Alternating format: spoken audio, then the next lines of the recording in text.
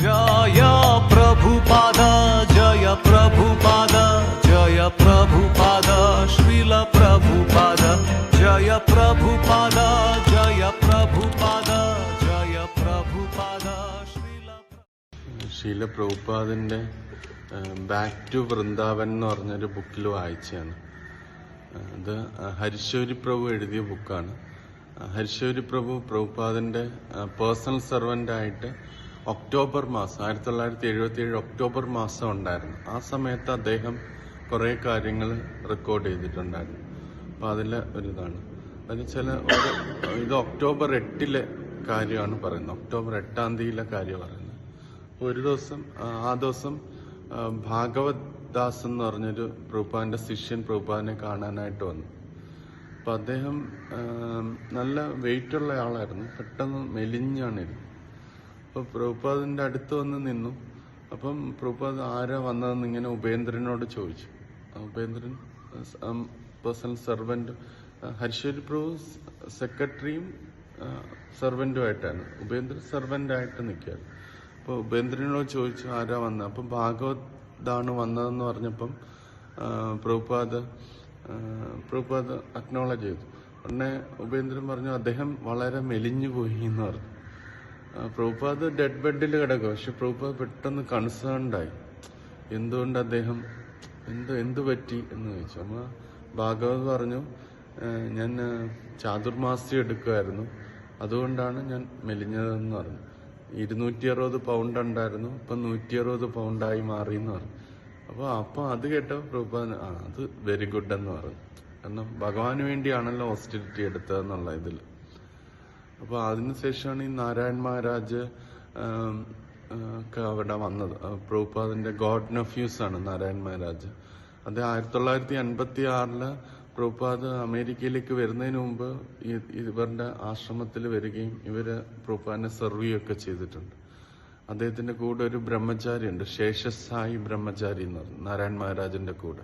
അപ്പൊ ഈ ബ്രഹ്മചാരിയായിരുന്നു 1956 പ്രഭുപാദിന് ഭക്ഷണമൊക്കെ വെച്ച് കൊടുത്തത്. അപ്പൊ അവരെ അവസാനം വിളിച്ചിട്ട് ഈ പ്രഭുപാദിന്റെ തിരോഭാവത്തിന് ശേഷം എന്തൊക്കെ കാര്യങ്ങൾ ചെയ്യണം എന്നുള്ള കാര്യമൊക്കെ അവരോട് സംസാരിച്ചു.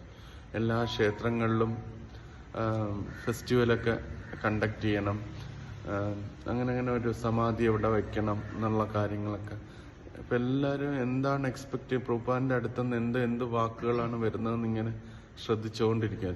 ശിഷ്യന്മാരും ഉണ്ട്, ഇവരും ഉണ്ട്. അപ്പം ആ സമയത്താണ് ഇന്ദുപതി എന്ന് പറഞ്ഞ ഒരു ഡിവോട്ടി അവിടെ വന്നത്. അത് പ്രഭുപാദിന്റെ ഗോഡ് ബ്രദറാണ് ഇന്ദുപതി. അപ്പോൾ അദ്ദേഹത്തിന് പ്രഭുപാദിന്റെ അവസ്ഥ കണ്ടപ്പം വളരെ ദുഃഖം തോന്നി. അദ്ദേഹം പറഞ്ഞു, എന്തിനാ ലണ്ടനിൽ പോയത്? പ്രഭുപാദ് ലണ്ടനിൽ പോയിട്ടാണ് തിരിച്ചു വന്നത്. ഇപ്പോൾ ആദ്യം മാർച്ച് തൊട്ടേ പ്രഭുപാദിന് വളരെയധികം അസുഖമാണെങ്കിലും പ്രഭുപാദിന്റെ ഇടയ്ക്ക് ലണ്ടൻ വരെ പോയിരുന്നു, പോകണം എന്നുള്ള ആഗ്രഹം കൊണ്ട് പോയിരുന്നു. അപ്പോൾ അത് കഴിഞ്ഞപ്പോൾ ഒരുപാട് ശരീരത്തിന്റെ അവസ്ഥ ഇതായി.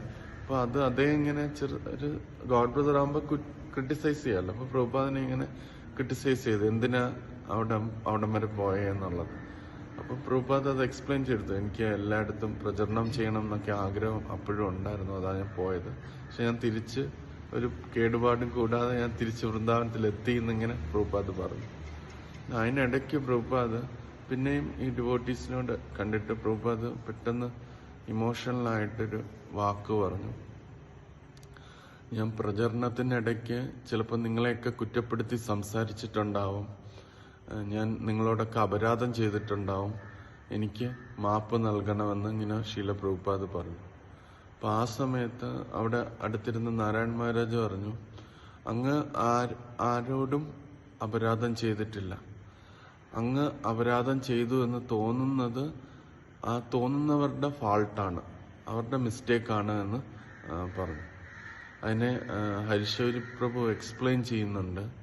ഒരു പരിശുദ്ധ ഭക്തന്റെ പ്രവർത്തനങ്ങളിൽ നമ്മൾ ഒരിക്കലും ഭൗതിക കണ്ണുകൾ കൊണ്ട് കാണാൻ പാടില്ല എന്ന് പറയുന്നുണ്ട്. കാരണം എന്ന് വെച്ചാൽ, ഒന്നാമത്തെ കാരണം വെച്ചാൽ അയാൾ എപ്പോഴും ഈശ്വരനെ കുറിച്ച് ചിന്തിച്ചുകൊണ്ടിരിക്കുന്ന വ്യക്തിയായിരിക്കും ഒരു പരിശുദ്ധ ഭക്തൻ. രണ്ടാമത്തെ കാരണം എന്ന് വെച്ചാൽ അദ്ദേഹം എല്ലായിടത്തും ഈശ്വരാബോധം പ്രചരിപ്പിക്കണം എന്ന് ആഗ്രഹിക്കുന്ന വ്യക്തിയായിരിക്കും. ഒന്ന്, അദ്ദേഹം ടോപ്പ് മോസ്റ്റ് യോഗയിലാണ് എപ്പോഴും ഈ കൃഷ്ണനെ കുറിച്ച് ചിന്തിച്ചുകൊണ്ടിരിക്കും. രണ്ട്, അയാള് ടോപ്പ് മോസ്റ്റ് യജ്ഞമാണ് ചെയ്യുന്നത്. എല്ലായിടത്തും ഈശ്വരാബോധം പ്രചരിപ്പിക്കണം എന്നുള്ള ആഗ്രഹത്തിലിരിക്കുകയായിരിക്കും. മാത്രമല്ല, മൂന്നാമത് അദ്ദേഹം എല്ലാവരുടെയും വെൽവിഷറായിരിക്കും. എല്ലാവർക്കും ആത്മീയ പുരോഗതി കിട്ടണം എന്ന് ആഗ്രഹിക്കുന്ന വ്യക്തിയായിരിക്കും. അപ്പോൾ ഇത് മൂന്ന് ഈ മൂന്നിന്റെ പ്ലാറ്റ്ഫോമിലാണ് ഒരു പരിശുദ്ധ ഭക്തൻ നിൽക്കുന്നത്. അപ്പൊ അത് എപ്പോഴും കൃഷ്ണനെ കുറിച്ച് ചിന്തിക്കും, എപ്പോഴും കൃഷ്ണന്റെ നാമം എല്ലായിടത്തും എത്തിക്കണം എന്ന് ആഗ്രഹിക്കും. എല്ലാ ജീവജാലങ്ങളോടും അവരുടെ നന്മയ്ക്ക് വേണ്ടി മാത്രമേ ചിന്തിക്കത്തുള്ളൂ. അങ്ങനെ നിൽക്കുന്ന ഒരു വ്യക്തിക്ക് ഒരിക്കലും ആരോടും ഒഫൻഡ് ചെയ്യാനായിട്ട് പറ്റത്തില്ല, ആരെയും അപരാധം ചെയ്യാനായിട്ട് പറ്റത്തില്ല. ചിലപ്പോൾ അവരുടെ പ്രവൃത്തികൾ കാരണം നമ്മൾ വിചാരിക്കും അവർ നമ്മളോട് അപരാധം ചെയ്തു എന്ന്. പക്ഷെ ഒരിക്കലും അത് അപരാധമായിട്ട് കരുതാനായിട്ട് പാടില്ല. അവരെപ്പോഴും ആത്മീയ തലത്തിൽ നിന്ന് നമ്മുടെ നന്മയ്ക്ക് വേണ്ടിയാണ് പ്രവർത്തിക്കുന്നതെന്ന് മനസ്സിലായി. അതുകൊണ്ട് പ്രഭുപാദ് ഒരിക്കലും മാപ്പ് പറയേണ്ട ആവശ്യമില്ല എന്ന് നാരായൺ മഹാരാജ് അവിടെ പറഞ്ഞു.